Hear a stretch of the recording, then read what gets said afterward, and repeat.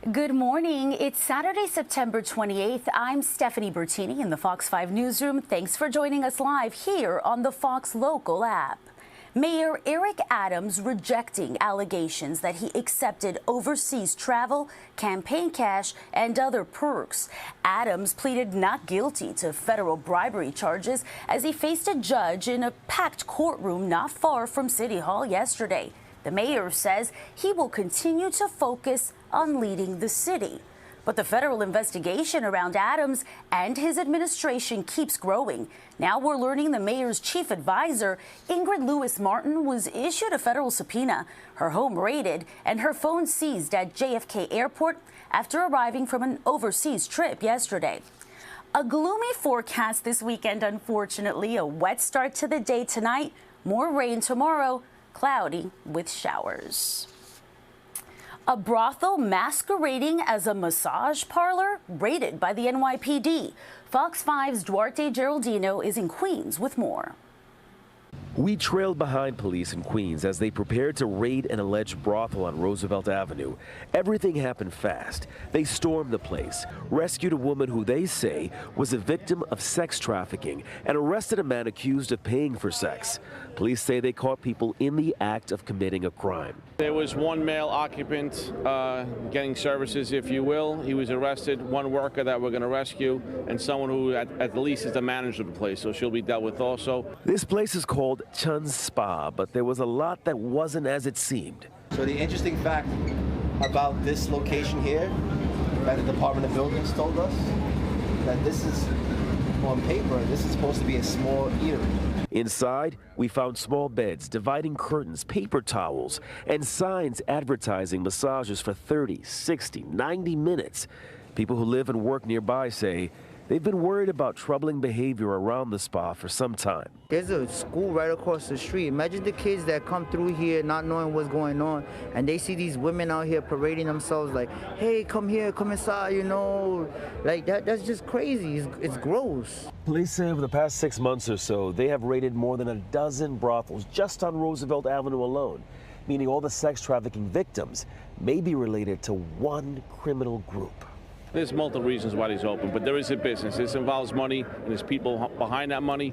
Who are they? The Detective Bureau will find that out. Neighbors say the activity connected to this spa was diminishing the quality of their life. It's not cute, and we have a lot of male customers here, even female customers, and they just kind of trying to grab them, bring them inside, harass them at some point. Police say they'll be working with the buildings department to shut the building down. News that has neighbors applauding officers. You know what they say? What they say? We outside too. We outside! In Jackson Heights, Duarte Geraldino, Fox 5 News. This morning, the NYPD is looking for the person they say vandalized a religious statue in Queens. It happened early Tuesday morning at the presentation of the Blessed Virgin Mary Church in Jamaica. Investigators released this surveillance video of the man they're looking for. The Diocese of Brooklyn says he picked up a rock from the garden outside the church and then repeatedly hit the statue, causing its hands to break off. If you can help identify the suspect, please call police. Governor Hochul's motion to dismiss a pair of lawsuits undoing the pause on congestion pricing has been denied. This comes after two environmental groups say the governor overstepped her boundaries when she paused the implementation of congestion pricing. It would have started on June 30th. The lawsuits arguing that the governor did not have the authority to stop congestion pricing and that the pause undermined the state's environmental goals. City Comptroller Brad Landers says these lawsuits have a compelling case. Congestion pricing, in addition to being the way we're going to get modern subway signal system and elevators in our subways and cleaner air and less traffic, is the law of New York State. Once congestion pricing is active, most vehicles will be charged a fee to enter Manhattan below 60th Street. Now to a mysterious fruit that's growing and falling off trees on the Upper East Side. It looks like a cross between a grapefruit and broccoli, but don't let the citrus smell fool you. As Fox 5's Jennifer Williams shows us, you definitely don't want to eat it. It looks like a brain. It looks kind of like a sponge. In fact, we were walking here and I said, what are those things? That fruit, though, is distinctive. This fall, an unusual fruit has popped up, or should we say dropped down, in Carl Schurz Park.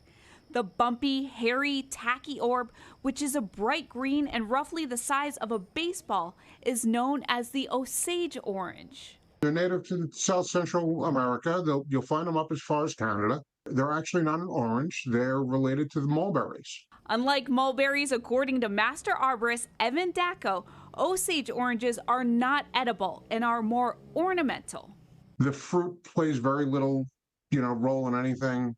Probably rodents will eat it, but it's not, it's not something we can eat. It's a bitter fruit. To the best of my knowledge, it's not poisonous. As for the scent, it has kind of a sweet citrusy smell, even though it's not in the citrus family. Kind of like celery. It smells like a fresh vegetable. Like cauliflower, but maybe because it looks like cauliflower to me. It smells great. They should make a candle out of it. the average Osage orange weighs a little less than a pound, and according to the USDA, a small to medium tree can grow anywhere from 35 to 65 feet. So Dacko recommends planting them away from walkways. It's an attractive tree, there is somewhat of a trip hazard as those fruits do fall, but the same as anything else. No, I just said I imagine it could clock you if you were walking. Just another thing New Yorkers have to look out for. On the Upper East Side, Jennifer Williams, Fox 5 News. Starting Monday, the MTA is expanding its automated camera enforcement of bus stops and double parking. 10 more bus routes across the city will be part of the program. Vehicles blocking bus stops or illegally double parked on the new routes will first receive warning notices for 60 days, but after that, violators will get fined starting at $50 and increasing to $250 for repeat offenders. 90s kids had Furbies, Polly Pockets, and of course, the iconic virtual pet, the Tamagotchi. And now, a new generation is taking interest in the decades-old digital device. Fox 5's Kendall Green has more on the recent Tamagotchi takeover. I feel like vintage in general is coming back. There's something about vintage products that dial us back decades in a good way, like vinyls or the return of flip phones.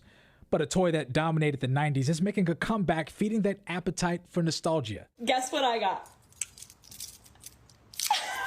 It's a Tamagotchi pet. Word of the Tamagotchi takeover has been keeping employees at Mary Arnold's toy store on the Upper East Side busy with the exploding demand. It's back in a big way.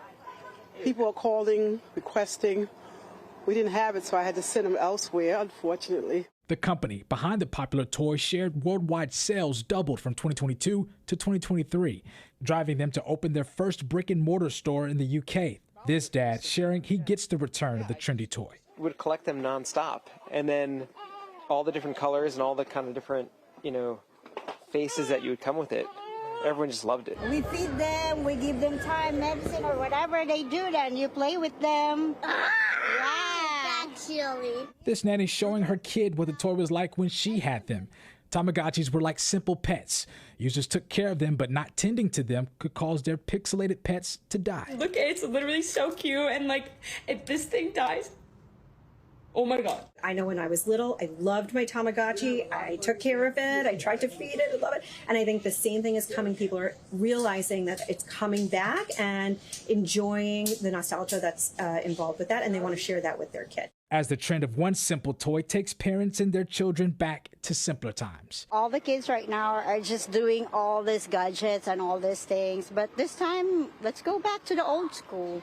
Old school is, better than all this digital, whatever. Simpler times. Yes. Kendall Green, Fox 5 News. A final check of your forecast now. A wet start to your day tonight. The rain hangs around. Tomorrow, lots of clouds with some showers. And that does it for us this morning. I'm Stephanie Bertini. Have a great day. And remember, Fox 5 News is always streaming here on the Fox Local app.